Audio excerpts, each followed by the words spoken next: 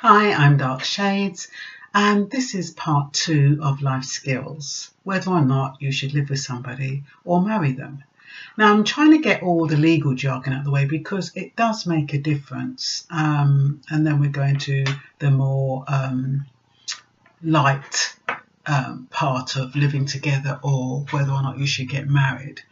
When you think about living together, it does create a relationship that you want, and marriage does have its obligations, which is the biggest thing. Thing is, when you're living together, I know it says you don't really have a commitment, but when you think about getting married, when things go awry, there's so much red tape attached to it, which sometimes puts people off.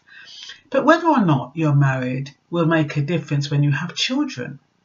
When a child is born to a married couple, both parents are presumed to have parental responsibility. This allows them to make choices about the child that's been raised. If parents are unmarried, only the mother is assumed to have parental responsibility. A lot of people don't know that. But fortunately, this is easily changed because since December 2003, all that unmarried father has needed to do to get parental responsibility is to be registered as the father on the birth certificate, while a married father can register the birth alone and an unmarried one must attend the registration alongside the child's mother. So obviously they need to know that the two people are getting on and that he is the father and that the two of them are agreeing that this is the mother and the father has accepted responsibility for the child. That's what that's about. Fathers of children born before December 2003 can get parental responsibility by marrying the child's mother, making an agreement with the mother, or applying to court. Without parental responsibility, an unmarried dad will not be assumed to be the guardian, and should the mother die, unless she's named him as the guardian, he won't be. So that is the main differences between, the main legal differences between being married and living together. When you think about it, marriage is a business. It's not really about love and emotional connection. It's about feeling that you can rightfully own the other person. And that's what it's about. Commitment in this sense has two aspects, one negative and one positive. The negative is the contractual part of the marriage. You know, I shall be with you until death do us part, and all those agreements you make. That's a contractual obligation you're making right there. It's not nothing superficial. And when you say that, you're supposed to say that and mean it. Really and truly, they shouldn't really have divorce, because if you're saying until death do us part, that's what it should mean. But they brought divorce in, of course, to protect people. So why people voluntarily enter into commitments is a way of expressing their love and devotion for another person. So when they go up and they're so in love and they're all seeing life through rose-coloured glasses and they stand before the preacher and say, I'll do this and I'll say that, it's all kind of rosy while everything's happy. It's only when it starts going a bit awry when they start seeing the commitments and the contractual obligations as a chain around their neck. So most couples emphasize the positive aspect of marriage commitment, and then over time the focus shifts to the negative. When all the honeymoon period is over, you know, that they've taken love and devotion for granted, and the passion and the lust fades, and the rules and the constraints start becoming to the forefront, and these rules and constraints end up seeming more unfair and by comparison of all those good times. When a couple first declares their love and devotion to each other and makes that commitment, it comes from their hearts usually. They want to make those promises and they do it voluntarily. And, you know, when they're doing it, it's really an internal commitment.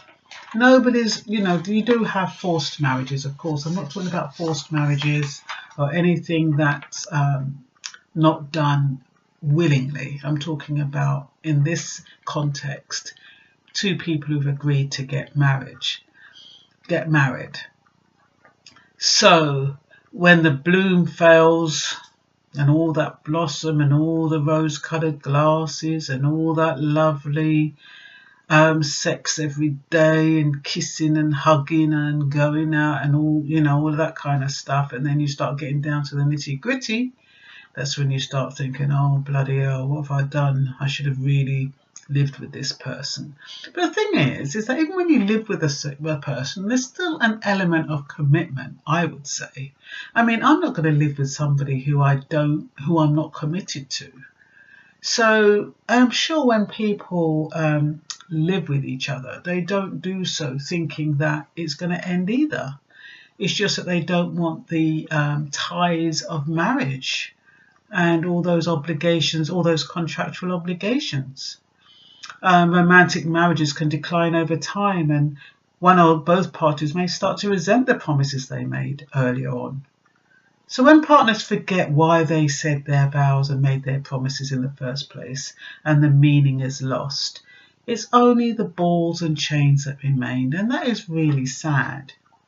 What they need to do then is to think about what brought them together in the first place.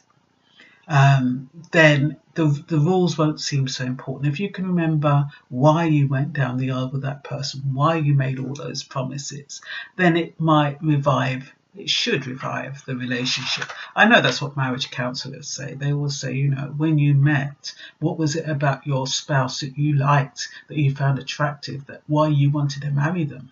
And sometimes that gets lost along the way with everything else.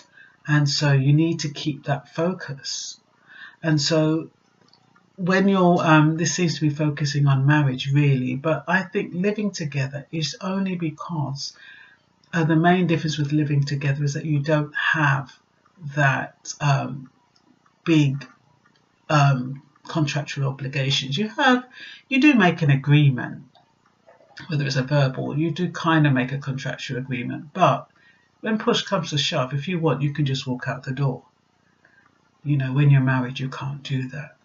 So you need to think about when you're thinking about getting married or living together, what is your primary need?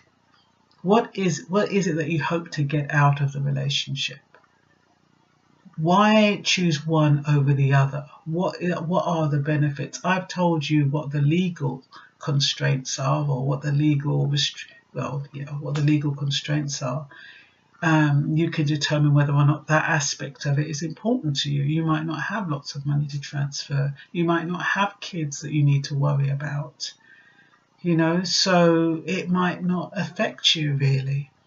And if it doesn't, you might say, well, I might as well live together and hope for the best. Like I said, you can protect yourself with a living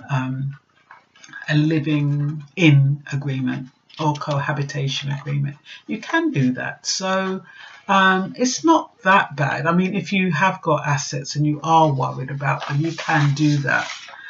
So if you're married, your husband's your spouse is supposed to be faithful, but to be honest, whether you're married or living together, if they're going to be unfaithful, they're going to do it anyway. So I don't think having a ring on your finger is going to make that much difference. It might make them feel a bit more guilty. I don't know. I've known lots of men who take the ring off when they're going to meet other women. So it really depends on the mentality of the two individuals. Few people imagine, or at least admit to themselves on their wedding day, that they would ever be tempted to cheat on their other half. But we know all too well that many do cheat, and presumably even more are tempted to cheat when human weakness is at play. Basically, if commitment, like marriage, are freely chosen and adhered to, they won't seem like commitments at all, but they will still have all the meaning that commitments ideally have. But when we start thinking of our commitments only as commitments and lose sight of the reason we made them, then the trouble starts.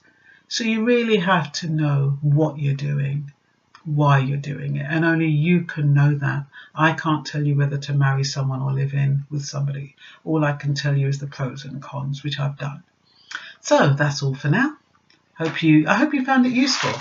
And this is Dark Shades, over and out.